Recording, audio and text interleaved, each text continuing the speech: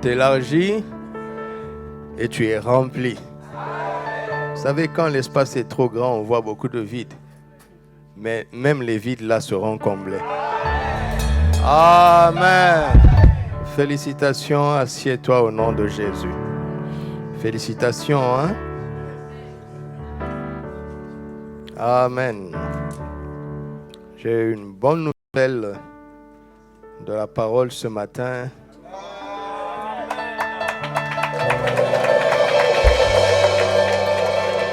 Que l'Esprit m'aide à transmettre ce que j'ai mangé, qui est tellement copieux.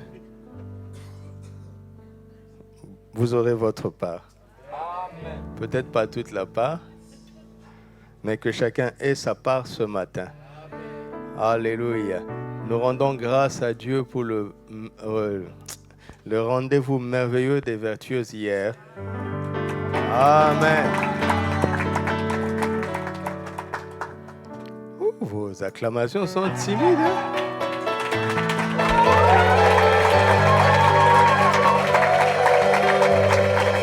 Ou bien les sages sont jaloux, c'est ça? Les sages, vous êtes jaloux? C'est pas la peine, hein? Ça a été merveilleux, moi. Vous savez, les soeurs, est-ce que vous savez que j'ai tout suivi? Vous ne saviez pas, hein? J'ai tout suivi, hein? Je ne suis pas bête, hein? C'était vraiment bien, la louange, la convivialité, les témoignages.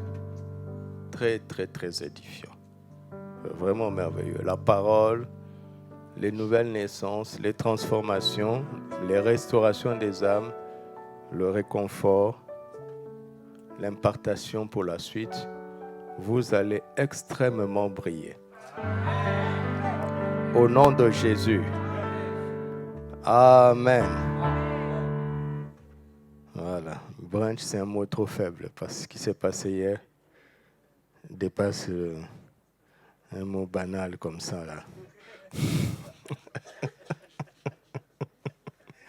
Lisons Luc chapitre 16. Luc 16.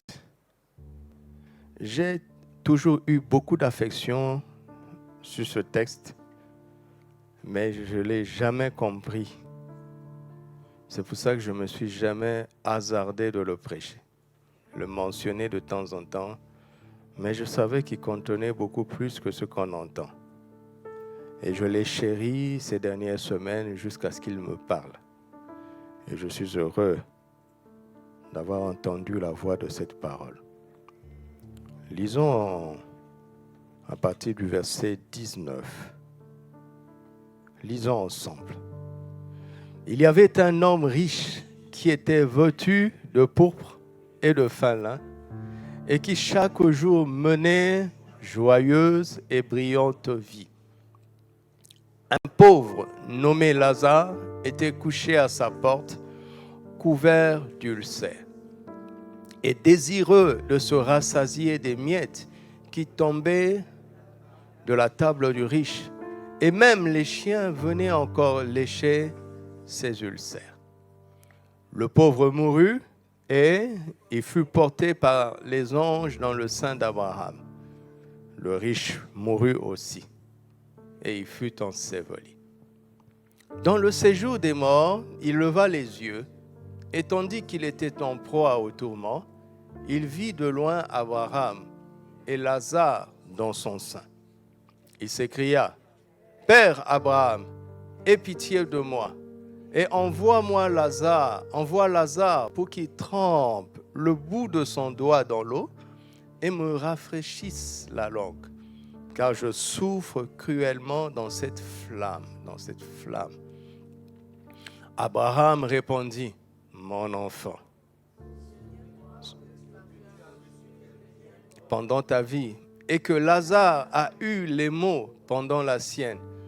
Maintenant, il est ici consolé, et toi, tu souffres.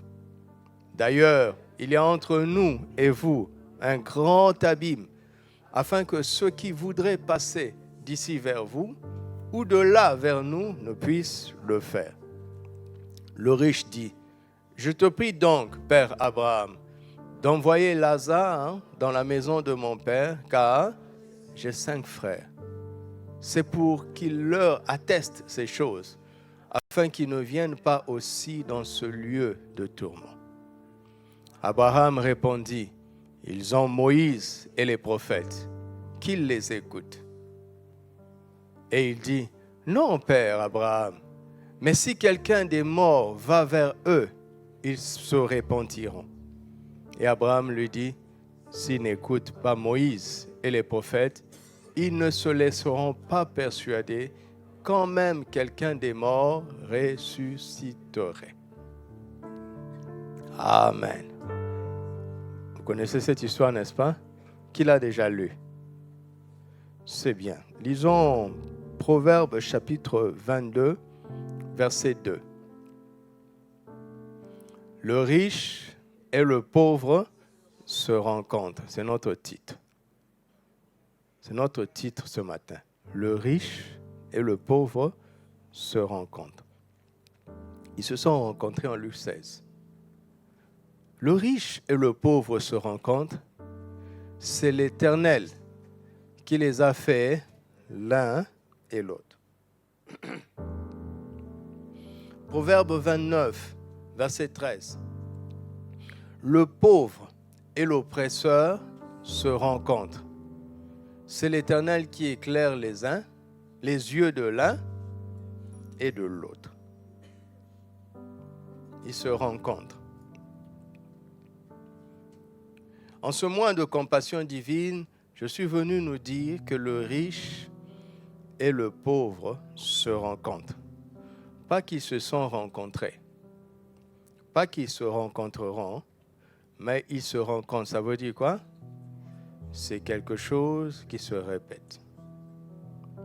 Le riche et le pauvre, savez-vous que le riche et le pauvre se rencontrent? Savez-vous que celui qui a et celui qui n'a pas se rencontrent? Savez-vous que celui qui a beaucoup et celui qui a peu se rencontrent? Savez-vous que celui qui sait et celui qui ne sait pas se rencontrent? Savez-vous que les forts et les faibles se rencontrent? Savez-vous que les grands et les petits se rencontrent?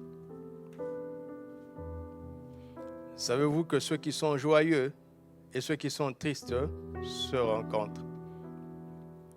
Savez-vous que ceux qui sont heureux et ceux qui sont malheureux se rencontrent?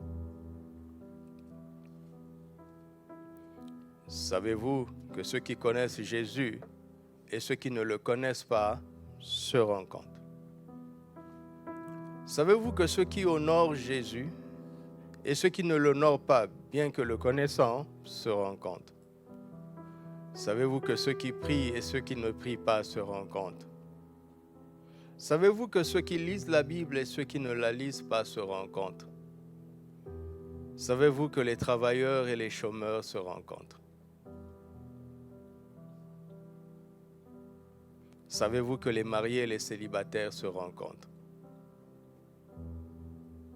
Qu'est-ce que cela veut dire?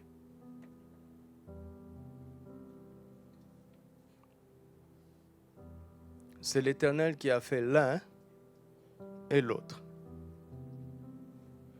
Qu'est-ce que le sage essaie de nous dire? Le sage ne dit pas que c'est Dieu qui rend pauvres certains et qui rend riches d'autres.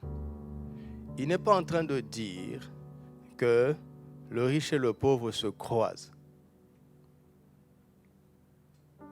Parce que se rencontrer, c'est beaucoup plus fort que se croiser. N'est-ce pas? Si quelqu'un te dit, j'ai fait une rencontre merveilleuse, tes yeux s'ouvrent, n'est-ce pas? Tu sais qu'il y a eu un contact et quelque chose s'est établi à partir de ce contact.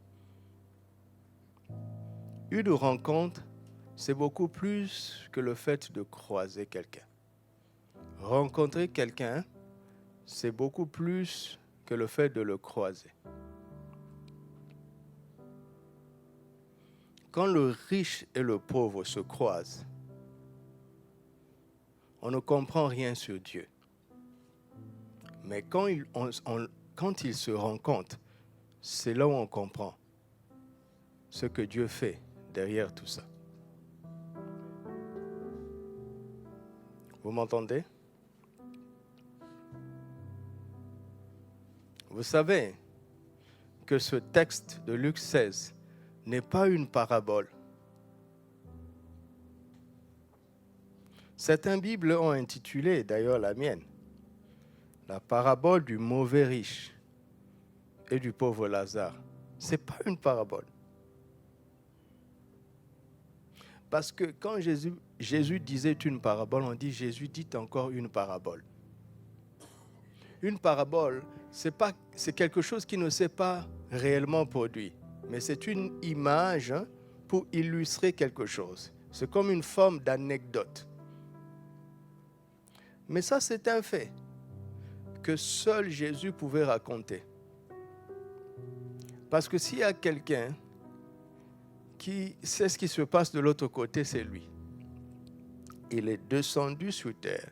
Certains commentateurs bibliques vont beaucoup plus loin pour dire que quand Jésus parlait, on savait de quel riche il s'agissait et on savait de quel Lazare il s'agissait. Parce que si je vous raconte l'histoire d'un dénommé Jacques, d'accord, et qui était pauvre, et il y avait un riche dans son quartier qui ne l'a pas aidé, les deux sont morts, et puis le riche l'a dit que on voit quelqu'un dire à mes frères, parce que j'ai 5 frères, ceux qui ont vécu là peuvent savoir de quel riche il s'agit. Mais on ne peut pas le prouver. Mais toujours est-il, ce qui est une certitude, c'est que ce n'est pas une parabole. Jésus raconte quelque chose qui s'est fait et qui se fera selon ce qu'on va croire ou pas de ce passage. Une certitude, c'est que la vie ne s'arrête pas à la mort. Elle continue après la mort et au-delà de la mort, il y a deux côtés, il n'y en a pas 3. Il y a un lieu de paix et il y a un lieu de tourment.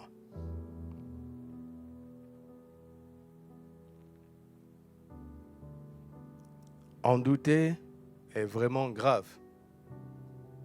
Ne pas croire aux Écritures est vraiment grave parce que de l'autre côté, on ne peut plus rien faire.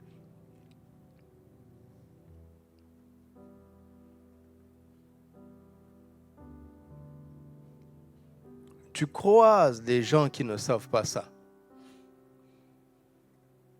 Mais Dieu veut que tu rencontres ces gens-là. Parce que les croiser ne fera aucune différence. Mais si tu le rencontres, Dieu prendra place dans cette scène. C'est pour ça qu'il dirige les pas des hommes. Il sait exactement où est-ce que tu peux impacter les gens. Si tu permets les rencontres.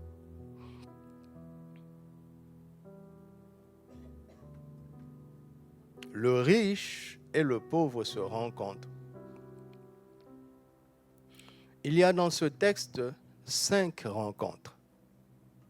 La première rencontre, c'est en Dieu.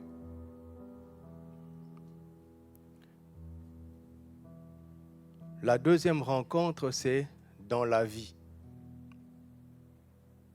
Dans leur vie courante, ils étaient contemporains. Et ce n'était pas par hasard. Lazare était assis devant la porte de ce monsieur.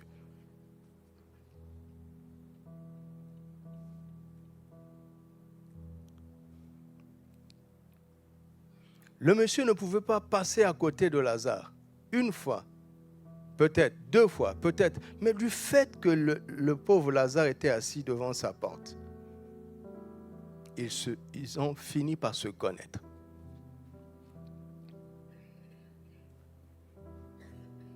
La première rencontre, c'est en Dieu, je vais l'expliquer.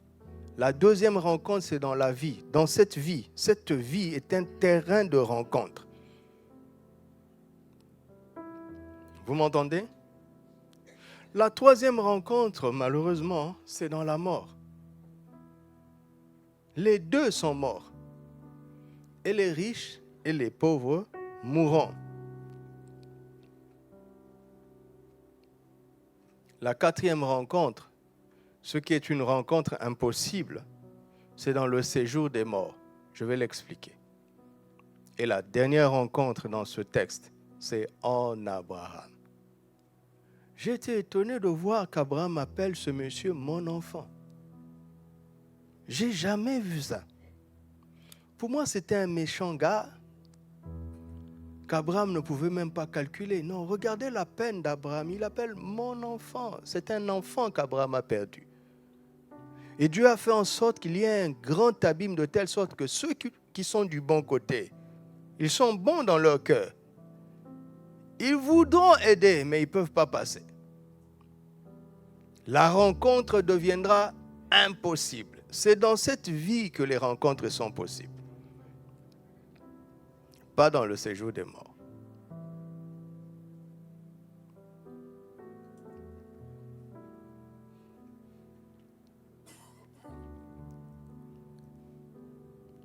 Nous venons tous de Dieu. N'est-ce pas? Quel est le point de départ de ta vie? C'est à ta naissance? Ce n'est pas vrai. Il a fallu que tu sois conçu pour naître. Si un bébé naît sans être conçu, ça c'est de la magie. C'est bizarre. N'est-ce pas? Ton point de départ n'est pas à ta naissance. Ton point de départ serait peut-être à la conception. Jusqu'à ce que nous lisions le psaume 139. Où, dans le psaume 139, David montre que Dieu nous connaissait quand nous étions une masse informe et vide. Dieu, lui, nous connaissait. Mais Jérémie nous dit, avant que nous soyons dans le sein de notre maman, Dieu nous connaissait. Donc ton point de départ n'est pas à ta conception. Ton point de départ n'est même pas quand le désir est monté dans le cœur de tes parents. Le point de départ de chaque humain se trouve en Dieu. Si chacun retrouve ce point de départ, on se rencontre. Tu m'entends? Nous venons tous du même point, en Dieu.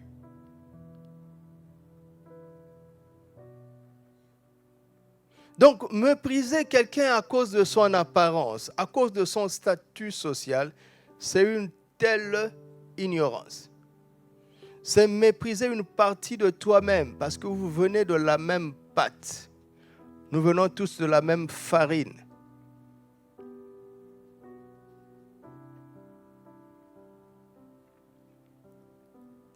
Si donc je suis riche, je suis un aspect de ta richesse. Si tu es pauvre, tu es un aspect de ma pauvreté. Le riche et le pauvre se rencontrent, c'est l'Éternel qui les a fait. C'est un texte troublant. Le sage n'est pas en train de dire que Dieu a eu un parti pris. Il a fait en sorte que certains soient riches. Il a fait en sorte que d'autres soient pauvres. Peu importe leurs efforts. Ça, c'est de l'injustice. Quand le point de départ de la vie n'est pas en Dieu, tu auras du mal avec le scénario de ta vie. Pourquoi ces choses m'arrivent à moi, pas à eux? Tu as commencé le film au mauvais endroit. Tu m'entends? Repousse le début du film beaucoup plus loin. Va le plus loin possible en arrière. Si tu te trouves en Dieu, c'est là où tu comprends que toute chose concourt au bien de ceux qui aiment Dieu.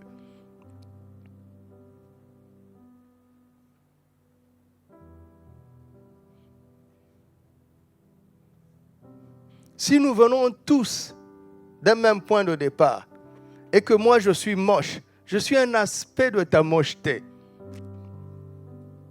Si tu es beau, tu es un aspect de ma beauté.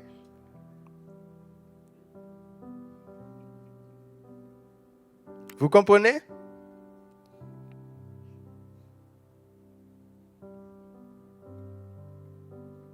Nous venons tous en Dieu. Si on éduque les humains à rencontrer Dieu, les humains se rencontreront en Dieu. Et c'est en Dieu que tout prend un sens.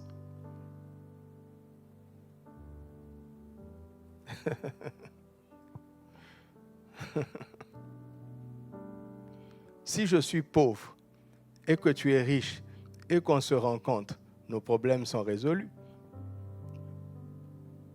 N'est-ce pas? La vie est un terrain de rencontre. Dieu vient de me faire gagner 10 minutes. Je passe au deuxième point, à la rencontre. Regardez.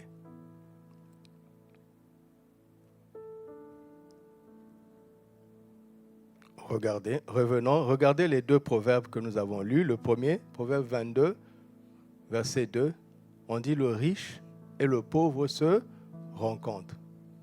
C'est l'Éternel qui les a faits. N'est-ce pas? Le riche et le pauvre. Proverbe 29, le pauvre et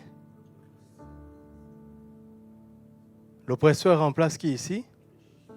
Pourquoi le riche est devenu oppresseur? Parce que la richesse lui a donné un pouvoir. Avec le temps, il s'est rendu compte qu'être riche te donne de l'avantage dans la vie. N'est-ce pas? Ça te donne du pouvoir, ça te donne du respect. N'est-ce pas? Au début, tu es riche parce que tu penses avoir travaillé, tu n'avais pas de mauvaises intentions, tu as eu certaines facilités, et voilà, ce n'est pas ta faute si tu as réussi. Il ne faut pas s'excuser d'avoir réussi. Vous savez, il y a des endroits où tu as presque honte d'avoir ce que tu as. Vous ne savez pas ça? Ça ne vous est pas arrivé? Mais ce n'est pas ta faute. Je vais vous expliquer. Revenons dans Luc 16. Les deux moururent, n'est-ce pas? Montre le texte. Montre-le à tout le monde. Le pauvre mourut et il fut porté par les anges dans le sein d'Abraham. Le riche mourut aussi et... Qu'est-ce que vous avez entendu? Hein? Il a entendu ce que j'avais entendu avant qu'il m'éclaire. Ouais, ici, la mentalité religieuse nous fait capter rapidement, apparemment, l'avantage que Lazare aurait eu du fait que, bon, lui, il est mort, mais au moins les anges l'ont pris. N'est-ce pas? Mais le riche a été enseveli.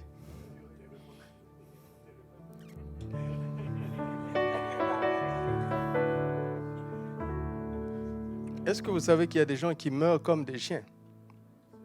Personne ne réclame leur corps, personne pour organiser leur funérailles. Bon, s'il était en Christ, au moins de l'autre côté, il est porté par les anges. Mais le scénario naturel est catastrophique. Mets ça dans Parole vivante. Un jour, le pauvre mourut et les anges l'emportèrent au ciel auprès d'Abraham. Le riche mourut à son tour et il était considéré, n'est-ce pas? Dans la société, il était considéré. Ces obsèques sont passés dans la chaîne nationale. Le drapeau a même été mis en berne. Ça, c'est la terre. Alors que celui qu'on a traité comme un chien a été accueilli par les anges de l'autre côté.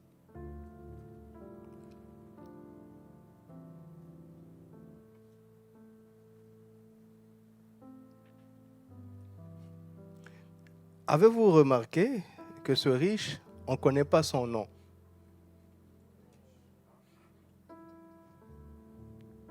Le pauvre, Jésus connaît son nom. Jésus qui parle ici. Mais c'est contradictoire, n'est-ce pas? On ne connaît pas ton nom. Mais il y a des gens, d'ailleurs si on tape même sur Wikipédia, tu n'es pas là.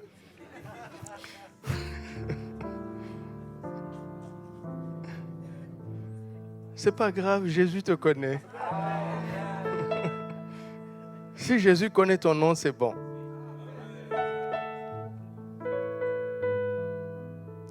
C'était pour dire, revenons dans le Proverbe 29, c'était pour dire la tentation d'être riche, c'est que la société, à un moment, te fait croire que tu es tellement important que tu finis par en devenir un oppresseur. Parce que tu as le pouvoir d'opprimer les gens. Maintenant, dans cette vie, quand un riche, je vais le dire, ce n'est pas un problème d'être riche. Abraham lui-même était fort riche. Ce texte ne célèbre pas la pauvreté. J'y arrive. Soyez juste un peu patient. Mais, quand un riche commence à devenir orgueilleux et oppresseur, qu'est-ce que Dieu fait? Il permet une rencontre avec un pauvre. Pas qu'ils se croisent. Non. Pourquoi? Afin qu'il soit éclairé.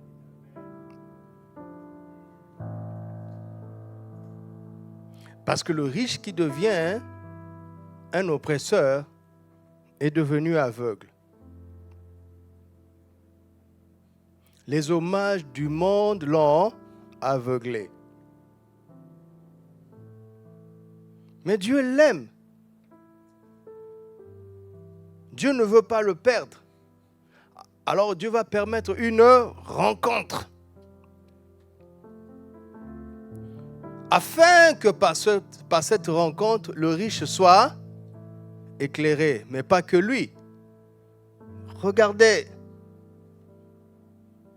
Pas que lui. Afin que le pauvre aussi soit éclairé. Parce que Dieu a des choses à apprendre aux pauvres.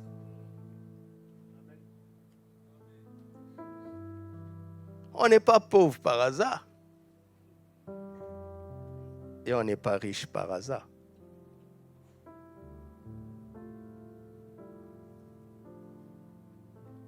Oui ou non? Ah non, je suis pauvre parce que je suis né d'une famille pauvre. Ah bon? N'as-tu pas lu que de la poussière, il fait quoi? Du fumier, 1 Samuel 2,8, pour le faire asseoir.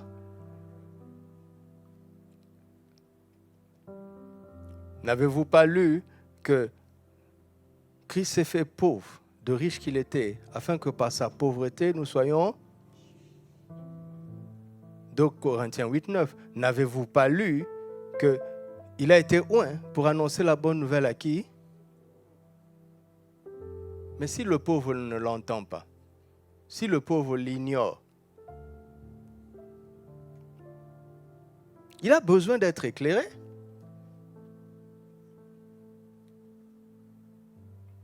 Le riche aussi a besoin d'être éclairé. Parce que, pourquoi le riche a ses possibilités et le pauvre n'en a pas?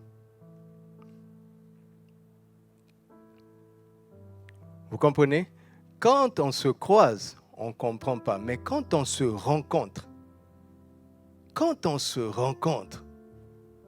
le riche comprend pourquoi le pauvre est pauvre, au-delà du manque matériel. Et le pauvre comprend que le riche n'est pas né riche, il l'est devenu. Ça, c'est dans le côté positif.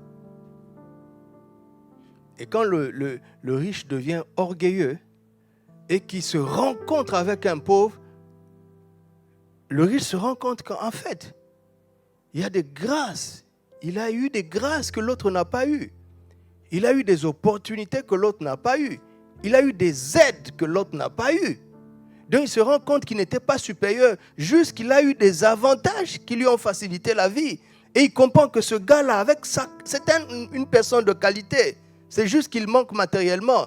C'est une personne vraiment de qualité. S'il avait eu les rencontres que lui, il a eues, les grâces, les facilités, les aides qu'il a eues, son statut aurait changé. Donc le riche se rend compte que si je suis riche, ce n'est pas parce que je suis meilleur, c'est la grâce de Dieu. Et il est éclairé.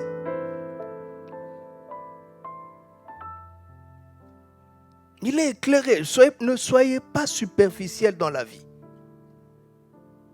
C'est Dieu qui t'a fait.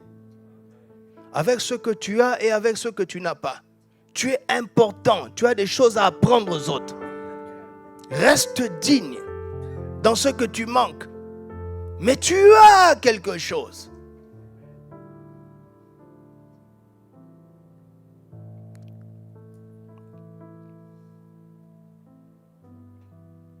Remarquez, celui qui avait des richesses apparentes a eu des funérailles apparentes. Celui qui avait une richesse invisible a eu, ce n'est même pas des funérailles. Parce que quand les anges l'ont pris, ça c'est invisible. Le pauvre Lazare était riche de quelque chose. On va en parler. Et quand la rencontre se produit, Dieu arrive à éclairer l'un et l'autre. Il dit, c'est moi qui t'ai fait, c'est moi qui t'ai fait.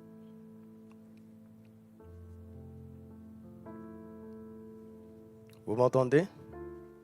Est-ce que vous m'entendez? Vous savez, la vie, ce n'est pas ce qu'on pense.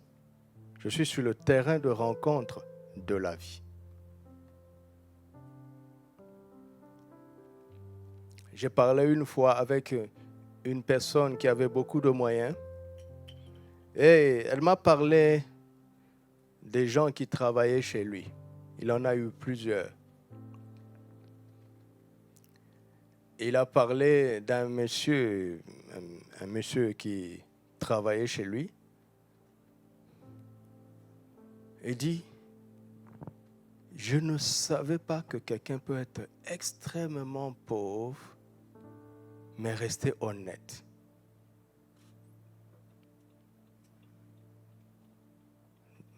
C'est un mauvais langage. C'était son domestique. C'est un mauvais langage. Il dit, le gars, il ne peut pas voler un dirham. Pourtant, Dieu seul sait combien il en a besoin.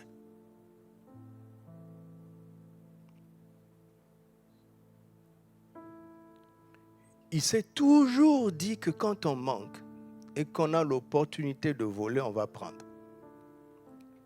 Jusqu'à ce qu'il ait un domestique qui ne volait jamais. Même s'il faut rentrer chez lui à pied, il ne vole pas. Alors que lui-même, dans sa richesse, il y a beaucoup de vols.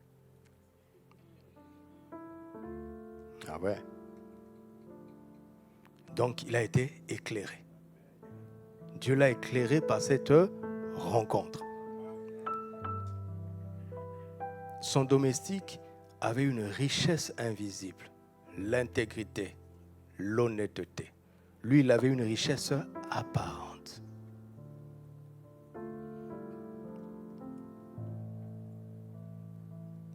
Personne n'est pauvre. Dans l'absolu, personne n'est pauvre. Vous savez, quand Dieu crée quelque chose, cette chose est forcément riche. Tu m'entends? Quand tu seras au chantier pour construire ta maison, tu comprendras la valeur du sable. Rien que ça. Tu vas à la plage, ça te dit rien. Attends, bientôt. Tu vas rencontrer le sable sur ton chantier de construction. Et là, tu comprendras que c'est Dieu qui a fait le sable.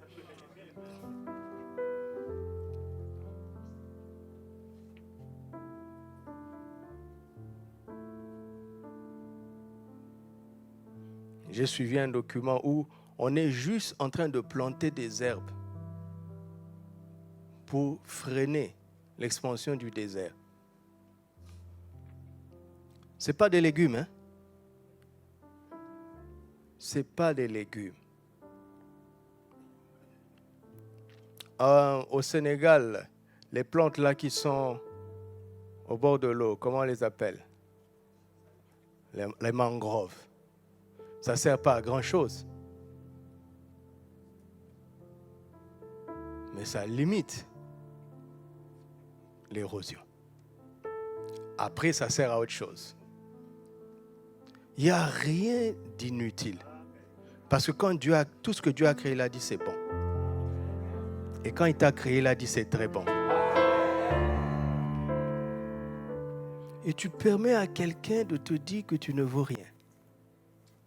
Mais il ne faut même pas t'énerver. Si tu t'énerves, tu lui donnes raison. Quand quelqu'un me méprise, je pleure pour lui. Je dis, mais quel ignorant. S'il me connaissait. Est-ce que tu connais ta valeur?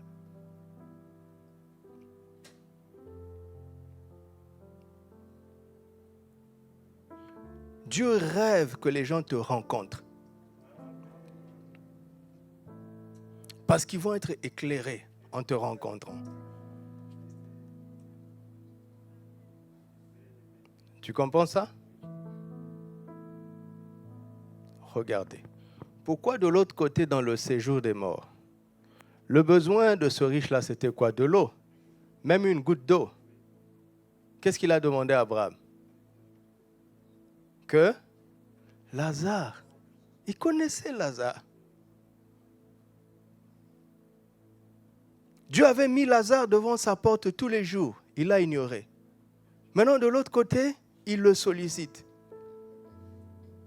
C'est dans cette vie que je dois t'aider, pas de l'autre. C'est dans cette vie que tu peux aider les gens.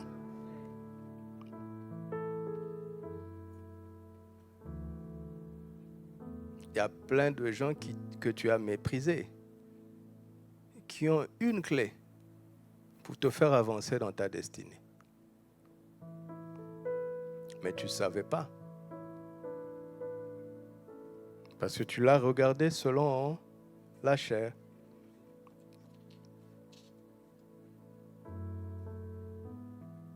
Parce que quand vous vous êtes rencontrés, toi, tu étais en position avantageuse.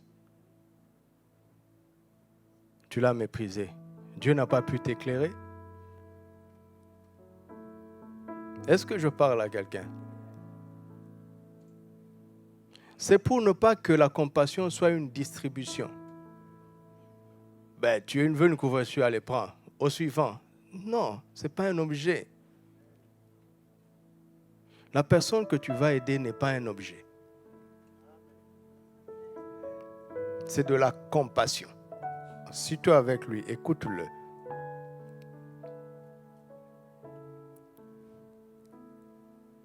Par exemple, ceux qui font tout pour aller en Europe, quand moi j'écoute leur récit, mais je vois la détermination. Ils déplacent les montagnes. Ils ont une foi extraordinaire. Et quand ils chantent, passons à l'autre bord, c'est littéral, hein? Pour eux, c'est littéral, hein? Mais toi, tu spiritualises. Je me dis, mais si je peux prendre littéralement une parole de Jésus comme ce gars-là, je ne serai pas là où je suis éclairé.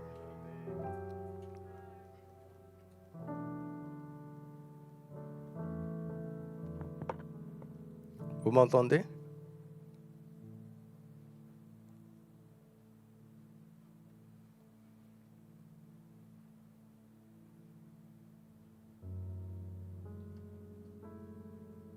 Laisse les gens te rencontrer. Et cherche à rencontrer les autres. Laissons tomber les murs entre nous. Tu sais, vous savez pourquoi je ne parle pas avec beaucoup de gens? Parce que je suis incapable d'être superficiel. Je ne sais pas faire semblant. Alors si je suis en face de quelqu'un qui n'est pas entier, ce n'est pas la peine. Tu parles au premier degré, l'autre te parle au deuxième degré. Ce n'est pas la peine. Ce n'est pas la peine.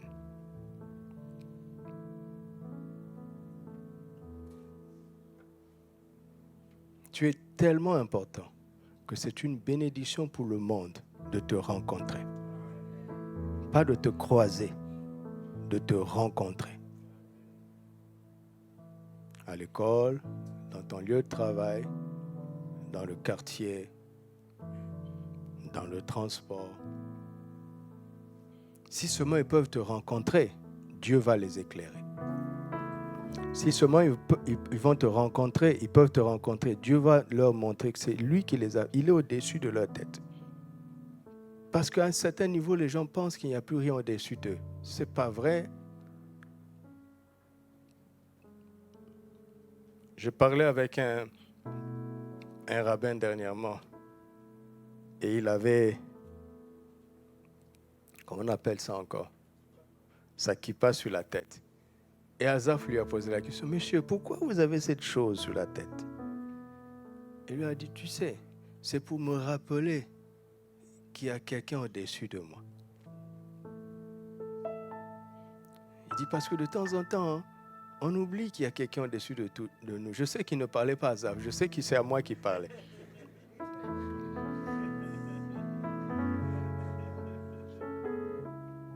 D'ailleurs, il a fini par le dire, il dit, par exemple, ton papa, il enseigne les gens. Et quand tu enseignes, parce que moi aussi je suis un professeur, comme ton papa, quand tu enseignes les gens, à un moment donné, tu penses que c'est toi qui sais.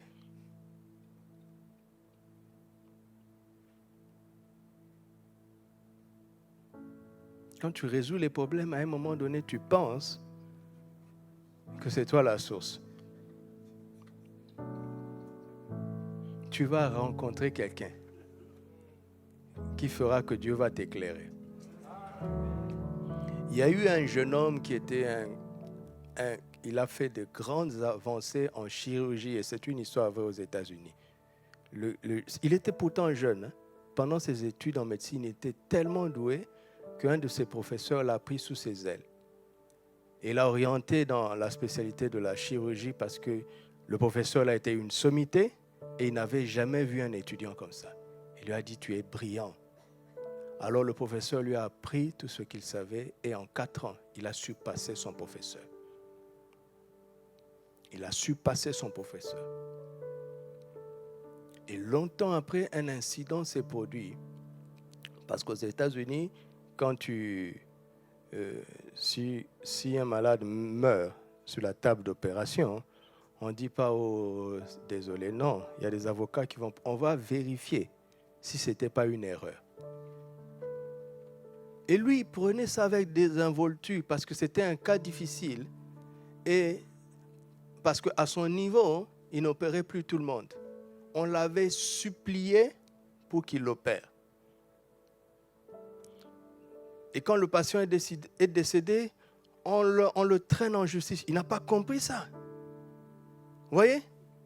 Au lieu de prendre un avocat, vous voyez la folie dans cette vie. Au lieu de prendre un avocat, lui, il ne comprend même pas. Il dit, mais comment est-ce qu'on peut me traîner en justice alors qu'on m'a supplié de l'opérer? Comment est-ce qu'on peut me traîner en justice? La clinique lui a dit, monsieur, professeur, c'est notre clinique qui est en jeu. Alors prends les choses au sérieux. On va mettre l'avocat que tu veux. Parce qu'il ne s'agit pas que de toi. Il dit, mais non, on ne doit pas me traduire en justice. On lui dit, mais c'est fait, il y a déjà un procès. Il dit, il ne faut pas qu'il y ait un procès. On lui dit, mais pourquoi il ne faut pas? Il dit, mais parce qu'ils m'ont supplié. Moi, on me supplie pour que j'opère les gens. On ne me traîne pas en justice.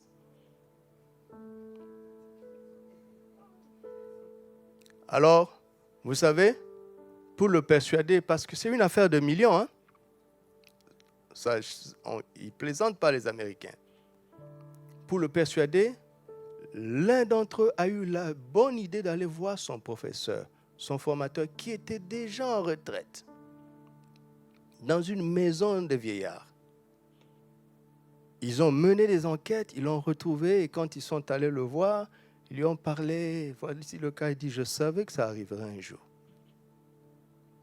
Ils ont dit pourquoi? Il dit parce que le jeune homme est tellement brillant qu'il se prend pour Dieu. Je l'avais prévenu. Le directeur de la clinique a eu l'information. Et il est allé voir le jeune homme, le jeune professeur. Il lui dit, mais monsieur, vous n'êtes pas Dieu. Il a regardé, il a dit, pourquoi tu penses que je ne suis pas Dieu? C'est une histoire vraie que je vous raconte. Ce n'est pas pour vous émouvoir. Le directeur était choqué, il lui demande, mais pensez-vous que vous êtes Dieu? Et il lui a dit, écoute, à côté du bloc opératoire, il y a une chapelle, n'est-ce pas? Quand moi j'opère, la famille prie, Dieu sauve notre enfant, sauve notre parent. Qui les sauve? C'est Dieu ou c'est moi? Et le livre n'a pas donné de réponse. Et on a conclu seulement qu'il a perdu le procès. Il s'est pris pour Dieu.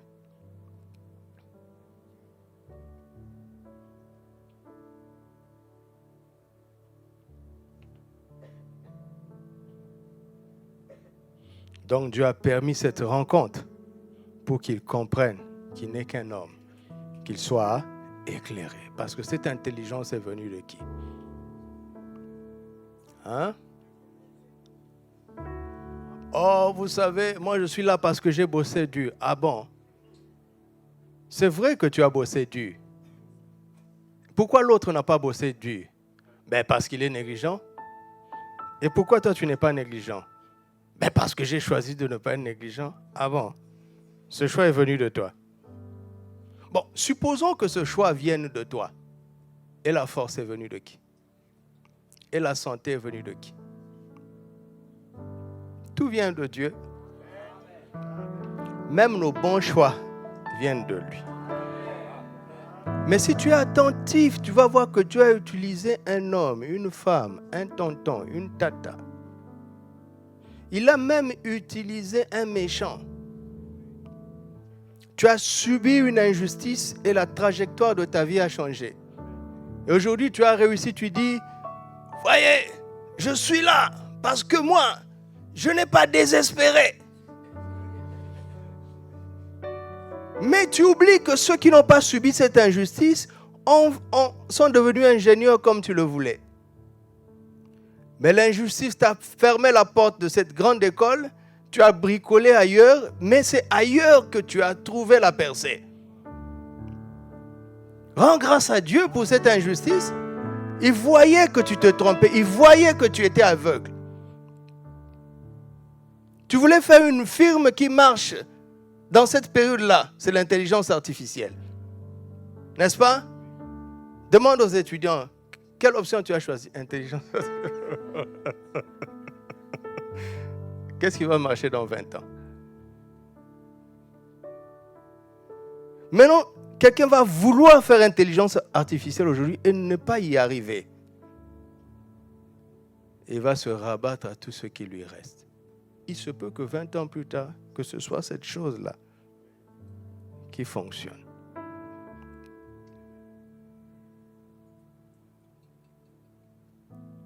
Vous entendez? Revenons à Lazare maintenant.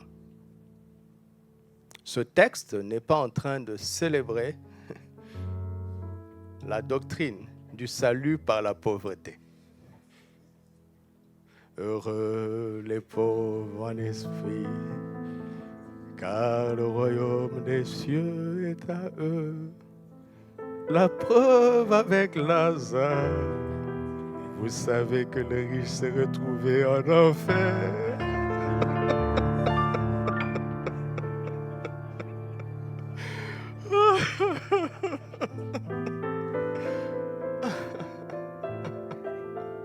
La clé ici, c'est que Abraham appelle le riche mon enfant.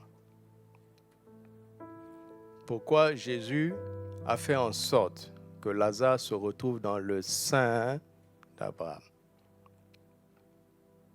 Pourquoi pas dans le sein d'Abel? Pourquoi pas dans le sein de Noé? Dans le sein d'Enoch?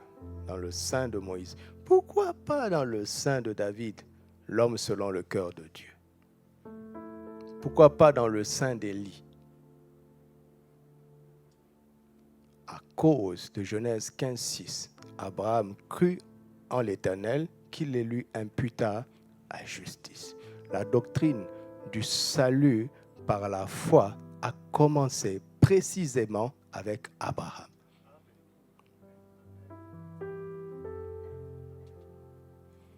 Je n'ai pas honte de l'évangile, car c'est la puissance de Dieu pour sauver n'importe qui croit. Peu importe ses origines, qu'il soit juif et grec, selon qu'il est écrit, le juste vivra par la foi.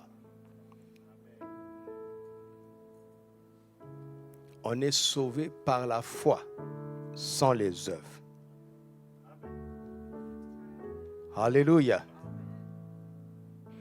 Lazare s'est retrouvé dans le sein d'Abraham parce qu'il avait la foi. Il était un digne fils d'Abraham. Il avait la foi. Écoutez-moi très bien, je suis en train de conclure. Il avait la foi.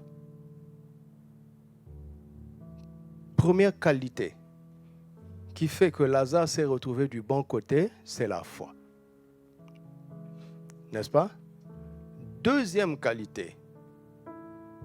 1 Corinthiens 8, verset 3 dit que si quelqu'un aime Dieu, Dieu le connaît. Dieu n'a pas cité le nom du riche. Il a cité le nom de Lazare. Cela veut dire, c'est une deuxième preuve biblique qui montre que, au-delà de la foi, Lazare aimait Dieu. C'est pour ça que Dieu le connaît. Par son nom. Il a appelé par son nom. Dans ce texte, il n'y a que deux noms, Abraham et Lazare.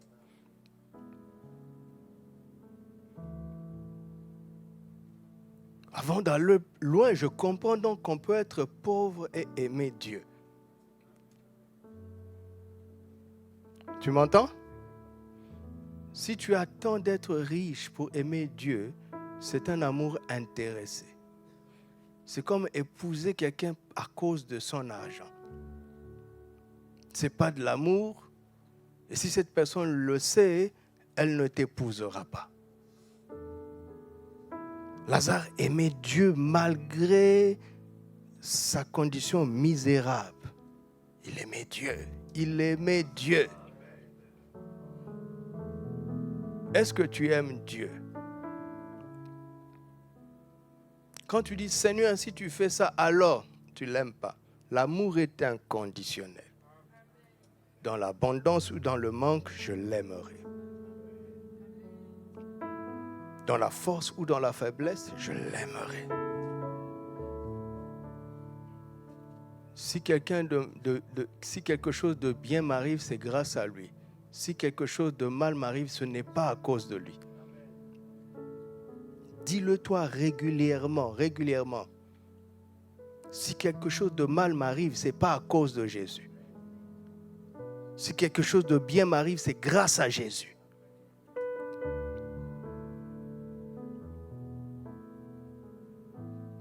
Je n'attends pas que tout aille bien pour lui chanter mon amour.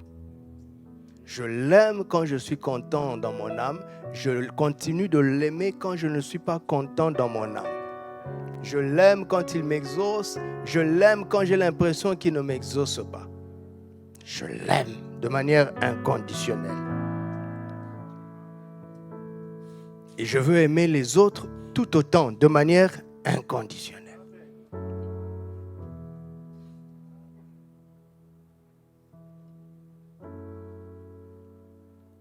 D'accord?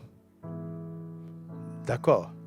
Maintenant, ce qui est étrange ici, c'est que Abraham, écoutez, écoutez ce que je suis en train de dire est très, très important. Ce qui est important ici que je n'avais jamais vu dans ce texte, Abraham appelle ce monsieur mon enfant. Il avait aussi la foi.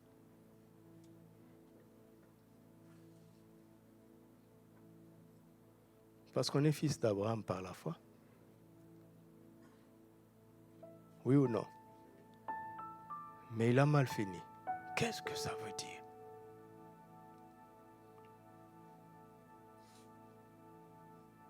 Il y a toutes les réponses sont dans le texte. Et écoutez ce qu'il dit. Il dit, envoie quelqu'un le dire à mes 5 frères. Qu'est-ce qu'Abraham lui dit?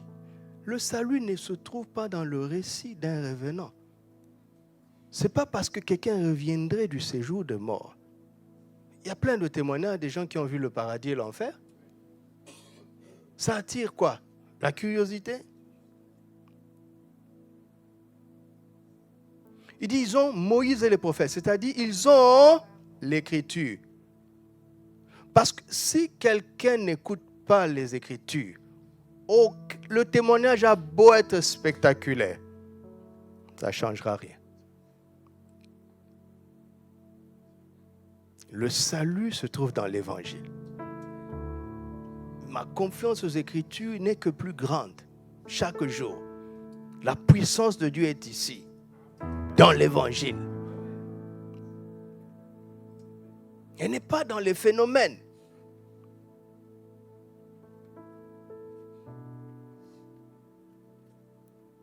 Donc, quelle était la première faille de ce mauvais riche?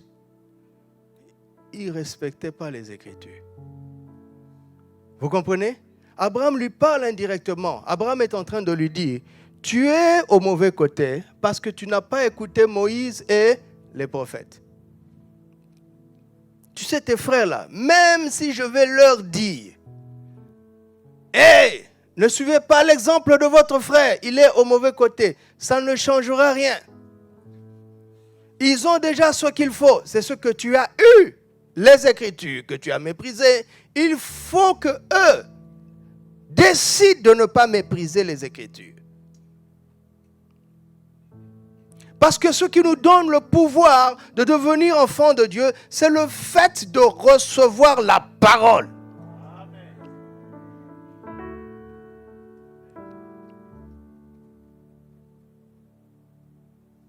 C'est vieux comme le monde. Ils ont vu des miracles spectaculaires en Égypte.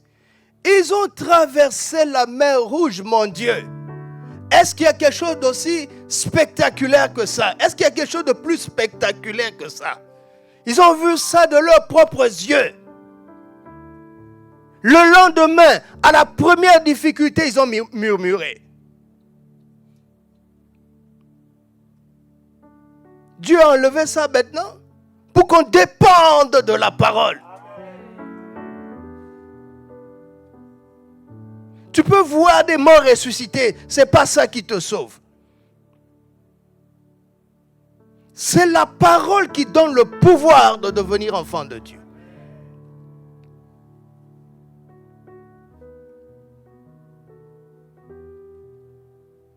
Il avait la foi, mais il ne respectait pas la parole. La parole a cessé de prendre. La parole a perdu sa place dans sa vie. Et Dieu nous prévient. Dieu nous prévient. Vous savez, avec la richesse, il y a beaucoup de responsabilités, d'occupations et de pièges. Reste attaché à la parole.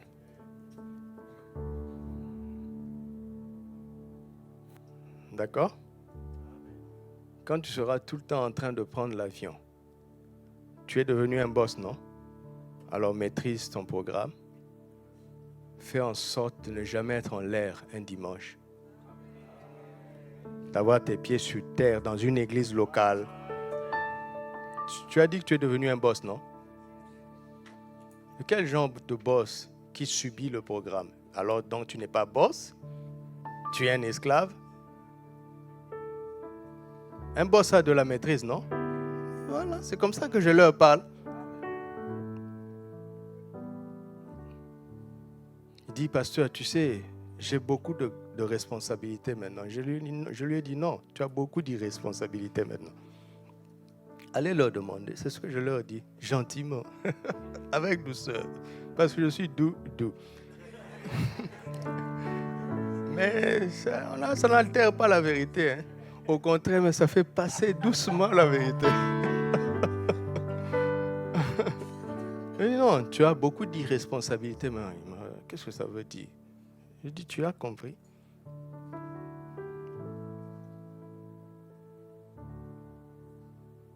Tu as compris? Vous avez besoin de moi? Alors la mission se fera du lundi au vendredi. Oh non, tu es vraiment important pour nous. Laisse-le parler d'abord. Tu vas les prendre au mot. Je suis vraiment important. D'accord? Je ne travaille pas le samedi et le dimanche. Mais je vous promets que votre travail sera rendu dans les délais. Et puis quand tu le fais, on dit, waouh, tu travailles plus vite. Je dis non, c'est juste parce que je suis allé à l'église que j'ai travaillé vite. C'est Dieu qui me donne la force, c'est Dieu qui me donne l'intelligence. C'est Jésus. Il vient de te rencontrer. Vous m'entendez? Il ne va peut-être pas croire en Jésus, mais un jour, il sera dans une situation de crise. Et puis il va dire, Jésus, toi le Dieu de cette sœur-là, révèle-toi à moi. Mais Jésus se présente. Tu n'es même pas là, mais tu avais déclenché quelque chose. Alléluia!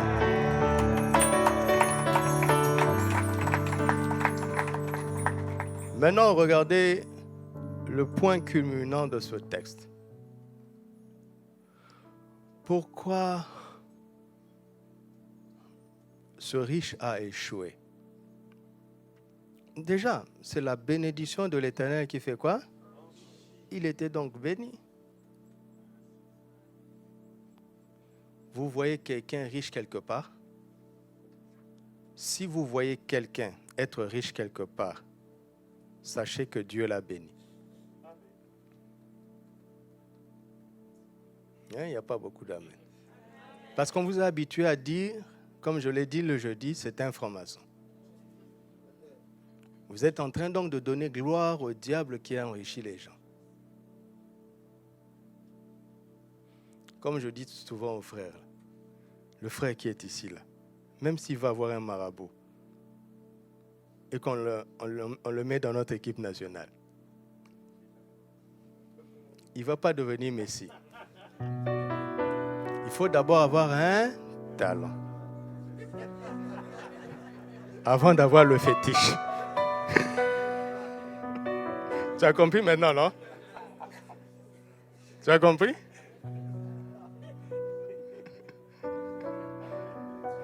Si je veux, je vais voir un féticheur pour devenir un maestro en piano et en chant. Ça va marcher? Non. Il faut que j'ai d'abord le talent. Et le talent, ce n'est pas le diable qui le donne. C'est Dieu qui le donne. J'ai rencontré des gens comme ça.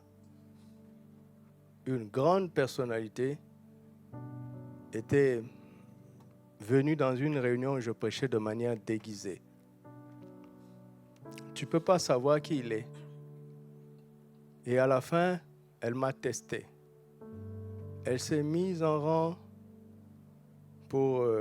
parce que je recevais les gens. Comme elle est d'un certain âge, quand je suis sorti du bureau, j'ai vu qu'on l'avait mis au fond de l'affiche. J'ai dit, non, mais regarde, tout ça, ce sont des jeunes étudiants. J'ai dit au protocole, mais qu'est-ce que vous faites? Eux, ils peuvent attendre. J'ai dit, maman, venez. Elle était en panne, de manière banale. Elle s'est assise et me dit, en fait, je n'ai pas grand-chose à vous dire. Je suis venu seulement vous dire que de temps en temps, quand tu prêches, je suis là. Dieu me parle beaucoup avec toi. Tu m'as donné beaucoup de réponses avec toi et je voulais te dire merci.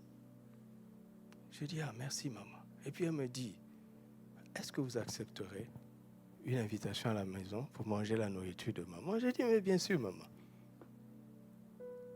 Bien sûr maman. Je lui ai dit, donnez-moi votre adresse, je vais venir vous voir. Elle m'a dit non. Permets plutôt que j'envoie quelqu'un vous chercher. Mais moi, je ne comprends pas ce que ça veut dire.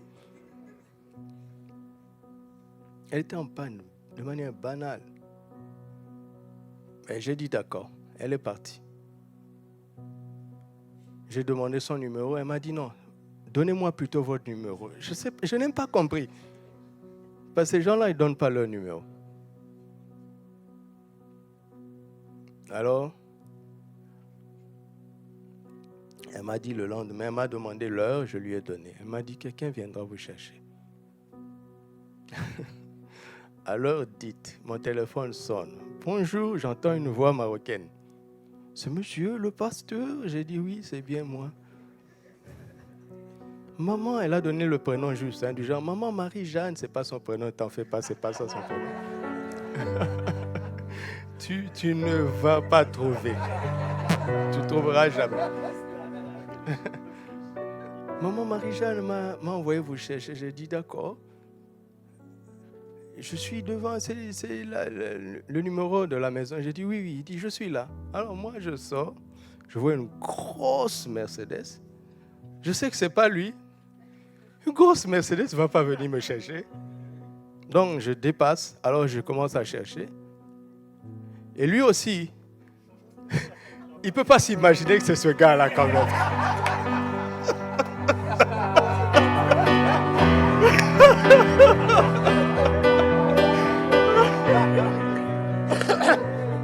Donc, je rappelle maintenant le numéro et il décroche, il voit que le gars qui le parle devant lui là, c'est vraiment lui. Donc, il est désolé de m'ouvrir la portière. Tu vois dans son visage qu'il n'est pas content, quoi. Il dit, c'est vous le pasteur? J'ai dit, oui, vous me connaissez, non, avec ma chemise et mon pantalon, moi aussi. C'est quand je suis arrivé à la maison que j'ai dit, oh, toi aussi, il ne fallait pas mettre de baskets.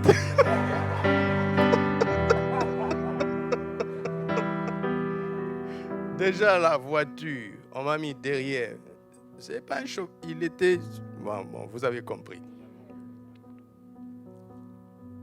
Alors, quand c'est pas possible. Non, c'est possible. Un palais. Pourquoi faire des véhicules comme ça? Comme ça, à vue d'œil, tu vois une quarantaine de serviteurs. Il n'y a personne. Donc la dame, maintenant elle est venue avec sa tenue. Et puis elle rit. Elle dit, mon fils, c'est ça qui est là. Je me suis parlé en moi-même. Reste le même. Voilà. Et le Saint-Esprit m'a aidé. Alors on s'est assis. Et puis elle me dit, maintenant que tu as vu ça, dis-moi ce que Dieu me dit. J'ai dit, comment ça? Pourquoi maintenant que j'ai vu ça? Pourquoi ma prophétie doit s'adapter au milieu? Pourquoi? Pourquoi? Je dis non, c'est plutôt vous qui m'avez invité. Moi, je n'ai rien à vous dire. Tout ça, c'était des tests. Elle va me dire après. Donc, après, on passe dans les civilités simplement, on parle de tout et de rien. Et puis, elle me dit, mais pasteur, j'ai quand même... Il me dit, tu vois, tu as vu autant que ce palais est vide. C'est comme ça que nous sommes. Nous sommes vides. Et je sais que tu le sais. Parce que quand tu prêches, tu en parles. C'est pour ça que ça me touche. Tu ne peux pas partir sans une parole.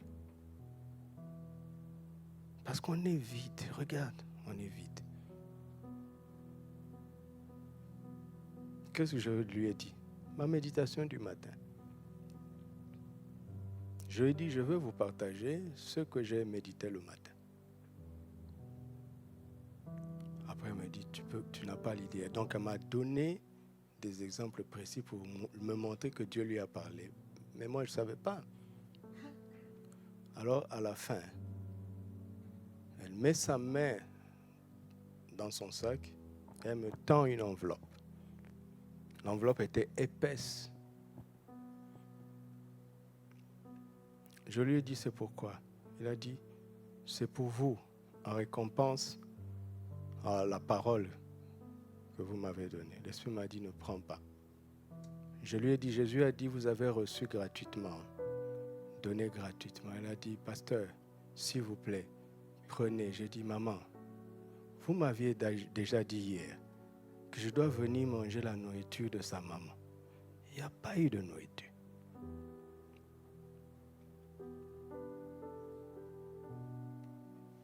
Elle dit, ah oui, excusez-moi. Elle prend l'enveloppe, elle remet dans son sac. D'accord? Maintenant, elle ouvre sa Bible. Elle prend une autre enveloppe et elle me dit, cette enveloppe-ci, acceptez-la, s'il vous plaît. Et l'enveloppe là était fine. Et puis elle me dit, écoute, reste comme tu es. J'ai mis des pièges depuis le début. C'est là qu'elle va m'expliquer tous les pièges qu'elle avait tendus. Il dit, là où nous... Écoutez, hein, je parle rarement de ce genre de choses, mais ça va être quelqu'un. Il dit, là où nous sommes,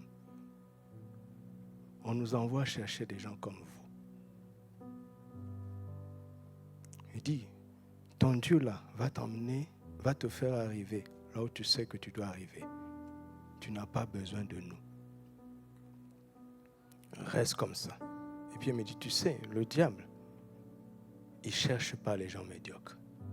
Il regarde quand Dieu a donné quelque chose à quelqu'un, il veut l'exploiter. Reste comme ça. Tu m'as entendu. Alors j'ai réfléchi, j'ai dit, mais si elle est aussi sérieuse qu'elle le dit, pourquoi elle a voulu me tenter? Elle a reçu une injonction.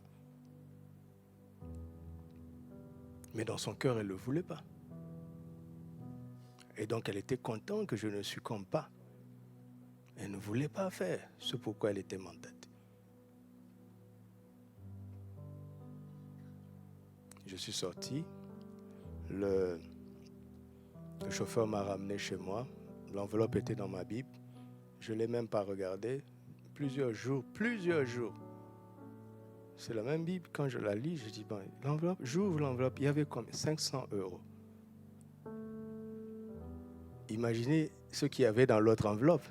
Si 500 €, c'est banal. Ce qu'il y avait dedans, c'était combien? Mais Dieu a permis cette rencontre pour qu'elle apprenne. Moi aussi, j'ai appris. Vous comprenez? Alors, regarde. Commencer par la foi, c'est bien. D'accord? D'accord. Dieu n'est pas dans nos querelles inutiles. Dieu n'est pas dans nos débats inutiles. Oh non, si tu es en Christ, tu ne dois pas être pauvre à cause de 2 Corinthiens 8, 9. Oh non, l'amour de l'argent est la racine de tous les maux, donc il faut éviter. Non, Dieu veut qu'on comprenne sa parole. Au lieu d'être en compétition les uns avec les autres, tu sais, quand tu rencontres quelqu'un, Dieu veut t'apprendre quelque chose. Tu m'entends? Voici ce qu'il faut avoir l'habitude de faire. Si tu t'es habitué à voir les défauts des gens pour les critiquer, Dieu ne va pas te parler. Le diable va te parler. Mais si tu t'es habitué à avoir les qualités, tu cherches toujours, qu'est-ce que je peux apprendre chez l'autre? Tu comprends? C'est vrai qu'il est méchant. D'accord? Mais il est généreux. Et toi, tu es gentil, mais tu ne partages pas beaucoup. Donc, si tu te fixes sur sa méchanceté, son défaut, tu ne vas pas apprendre ce que Dieu veut t'apprendre à travers cette rencontre. Vous comprenez?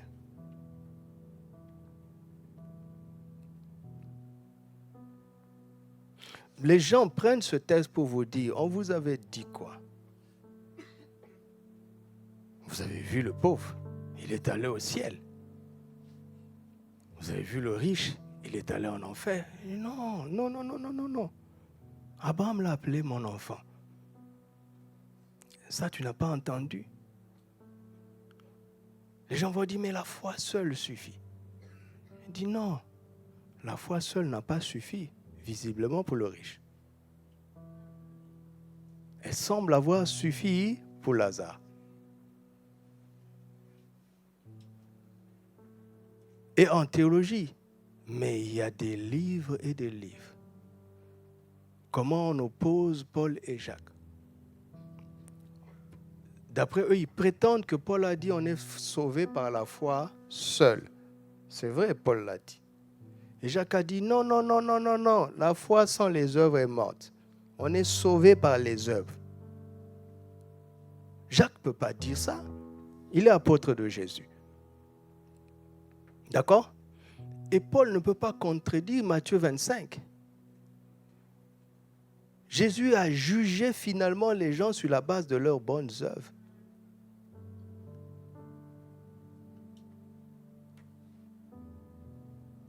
Donc, nous ne sommes pas là pour nous opposer les uns les autres. Vous savez, la grâce de Dieu est comme un diamant qui a plusieurs facettes. N'impose pas la facette que tu as vue aux autres. Chacun a vu une facette, mettons-les ensemble et on va découvrir la richesse de la grâce. Jacques a vu que les chrétiens se contentaient d'avoir la foi et ils abandonnaient les œuvres. Paul a vu que les gens se valorisaient par les œuvres et ils négligeaient la foi. Donc chacun donnait une éducation à une cible bien précise. Et comme les cibles étaient différentes, le message semble contradictoire. Ils ne sont pas contradictoires, ils sont complémentaires. Parce que le défi que tu as aujourd'hui changera demain. Donc il faut apprendre des défis des autres, même si tu ne les rencontres pas encore. Dieu a permis cette rencontre pour te donner une information à l'avance. Mais Paul l'avait dit. C'est pour ça que quand vous lisez Galates, Paul célèbre Jacques. Il célèbre Pierre, Jacques et Jean. Il les appelle des colonnes. Paul a respecté Jacques jusqu'au bout. Parce qu'il comprenait ce que Jacques voulait dire. Il comprenait comment Jacques complétait. Tu sais, une personne qui a de l'avance sur toi voit les limites de ton message. Toi, dans ton zèle, tu es à fond. Il faut laisser les jeunes être à fond. Même s'ils n'ont pas vu autre chose. Il ne faut surtout pas les casser. Il ne faut surtout pas les contredire. Il faut juste les compléter. Parce qu'il n'a pas la...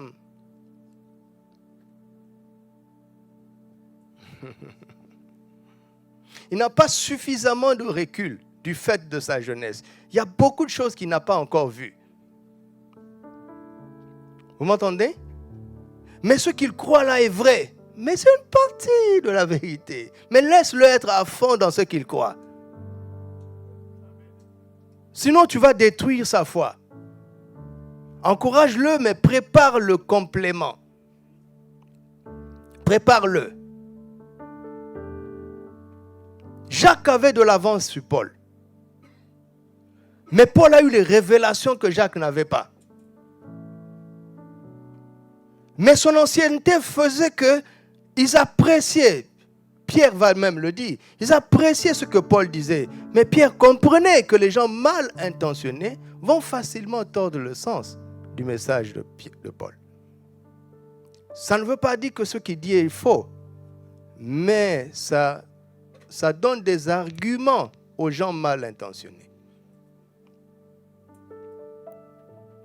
Et le fait que Paul a respecté les anciens, ça l'a aidé.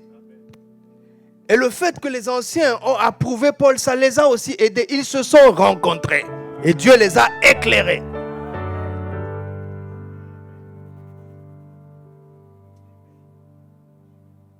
Vous m'entendez? Éphésiens 2, verset 8. Regardez, je termine. Car c'est par la grâce que vous êtes sauvés par le moyen de la foi. Et cela ne vient pas de vous, c'est le don de Dieu. Ce n'est point par les œuvres afin que personne ne se glorifie. Si ta théologie s'arrête ici, la foi va fonctionner. Parce que le salut est total. Par la foi, tu seras sauvé du péché. Par la foi, tu seras sauvé de la pauvreté. Et puis tu te dis, ce n'est pas par les œuvres, afin que personne ne se glorifie. Cette richesse-là, tu vas faire quoi avec?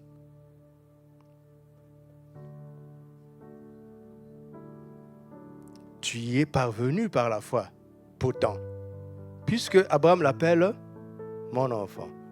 Vous me suivez encore? Pousse la lecture, verset 10, il dit, car nous sommes et ont été créés pour que Dieu, dans quel but?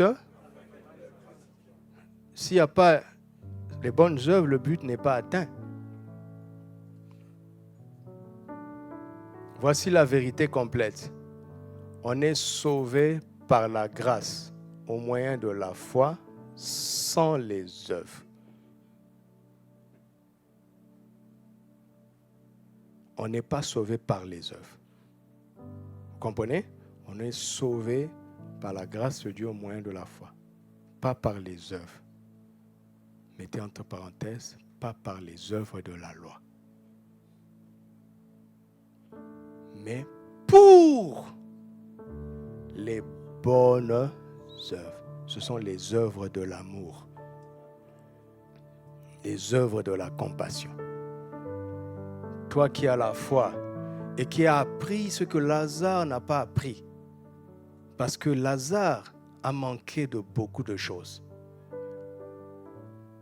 Lazare a manqué de beaucoup de choses. Il n'a pas suffisamment compris la bonne nouvelle pour vaincre sa pauvreté. Je ne parle pas de devenir milliardaire. Parce que Jésus a été loin pour annoncer la bonne nouvelle aux pauvres. Et je le dis à tout le monde, pour être moi-même sorti de la pauvreté grâce à l'évangile. Quand j'ai commencé à comprendre l'évangile, j'ai compris que je ne finirai pas pauvre. C'est-à-dire que mes besoins ne seront plus dans la main d'un homme. Ce n'est pas une question de poursuite des milliards, mais de poursuite de la dignité. Tu comprends? Il y a dans l'évangile une sagesse pour t'éclairer. Pour que ta dignité soit préservée. Lazare ne savait pas ça. Je le dis avec assurance. Il ne savait pas ça. Sa vie était déplorable. Mais Lazare n'a pas abandonné sa foi. Lazare a continué à aimer Dieu. Ça, c'est sa force. Tu comprends? Mais Lazare n'avait pas ce qu'il faut pour faire plus. Regardez cette rencontre, elle est extraordinaire. Si le riche avait ouvert son cœur, Lazare ne mourrait pas pauvre. N'est-ce pas? En plus de sa foi et de son amour pour Dieu, il allait avoir la dignité sur la terre. Et le riche allait compléter son parcours de la foi en pratiquant les bonnes œuvres. C'est ce qui lui a manqué. Et comme c'est Jésus qui a le dernier mot, Jésus n'aime pas les gens qui ont la foi sans les bonnes œuvres. Il n'aime pas ça. C'est ce que Jacques a voulu nous dire. Il dit, arrêtez-moi vos slogans chrétiens. Qu'est-ce que vous faites sur le terrain? Les gens meurent autour de vous. Qu'est-ce que vous faites? Vous amassez des millions. Les gens meurent autour de vous. Le dernier jour, Jésus va vous mettre à sa gauche.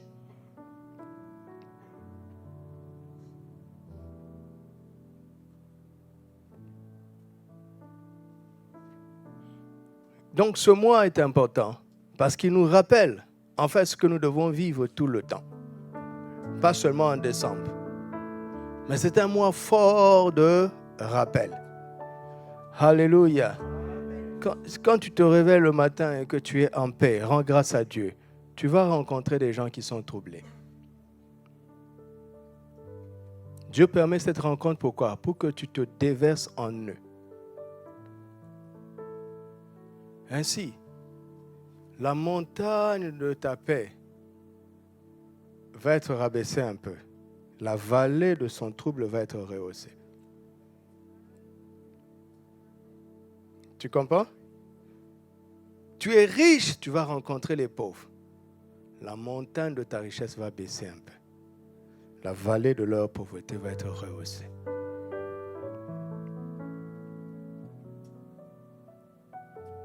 Tu comprends? Tu comprends?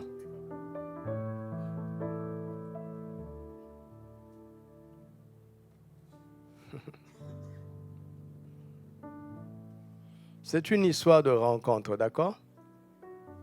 Maintenant, ouvre ton cœur. Laisse les gens te rencontrer. Ouvre ton cœur. Cherche à rencontrer les gens. Une sœur m'a rendu un témoignage de son parcours. J'ai dit, mais waouh! Pourquoi personne ne sait ça? Est-ce que tu sais à quel point ça va aider les gens? Elle en avait honte. Pourtant, mais elle l'a déplacé de montagne. Mais comme elle avait fait des graves erreurs, je vous dis de graves erreurs, pour se retrouver dans cette vallée, Satan la manipule. Elle est au sommet d'une montagne déjà. Mais pour en parler, elle va devoir raconter sa vallée. Elle n'ouvre pas la bouche. Je dis, mais est-ce que tu te rends compte de combien de millions de femmes sont dans ces vallées pour avoir commis les mêmes erreurs que toi? Et elles pensent qu'elles ne s'en sortiront plus. On a beau leur prêcher. Mais toi, tu en es la preuve. Laisse-les te rencontrer.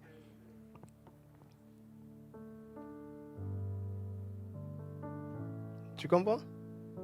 Est-ce que tu comprends? On va changer beaucoup de choses avec l'évangile. Regarde ce que je suis en train de faire avec vous.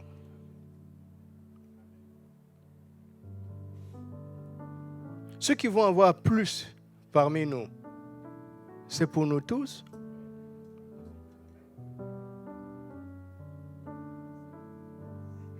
Et Dieu veut voir qui a ce cœur-là pour le pousser un peu plus, pour le pousser un peu plus. Et on va y arriver par sa grâce. Et tu as des cadeaux qui t'attendent au ciel. Le problème du manque de compassion, non seulement qu'on risque de ne pas avoir la récompense, on risque même de ne pas y entrer. Parce que l'insensibilité de ce riche avait atteint un niveau tel que ça avait tué sa foi. Tu ne peux pas être insensible jusqu'à ce point. Tu as trop quelqu'un à ta porte, tu ne fais rien. Les chiens viennent le lécher, tu ne fais rien. Tu es devenu un robot. Il n'y a pas de place au ciel pour des robots. Comment est-ce qu'un fils d'Abraham peut devenir aussi insensible? On doit trembler. Si ça lui est arrivé, ça peut t'arriver. Veille sur ton cœur. La seule manière de veiller sur ton cœur, c'est de veiller à être sensible. Ne fût-ce que prier pour ceux que tu vois, pour ceux que tu rencontres. Sinon, après, on s'habitue.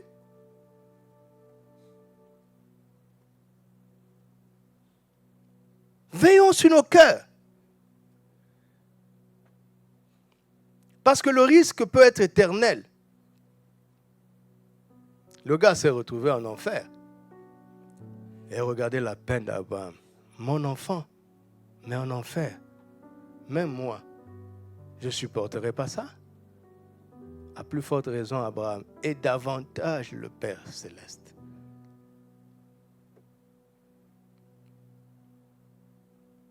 Alors, décide-toi dès aujourd'hui à faire une place pour les autres dans ce que tu as. aujourd'hui. Tu comprends? Il ne faut jamais que tu dises « je n'ai pas assez pour aider les autres ». Ce n'est pas possible. Tant que tu vis, tu peux aider les autres en partageant ce que tu as.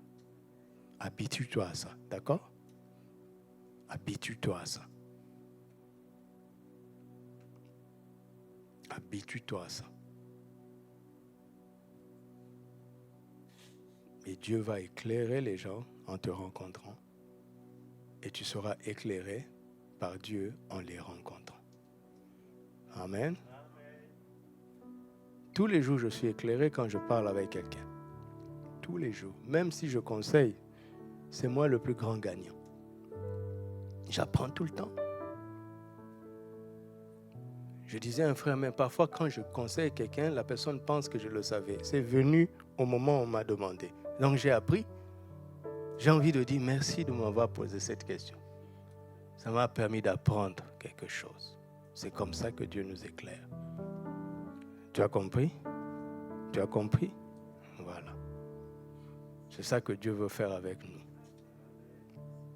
Simplement. Tu comprends? C'est ça, c'est comme ça que Dieu me conduit dans cette phase. Mon cœur a pris ce chemin-là. Je ne peux pas faire autrement.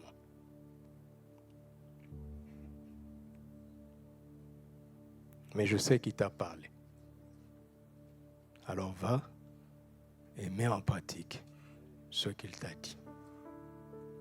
Demande la grâce de pratiquer ce que tu viens d'entendre. Parle à Dieu.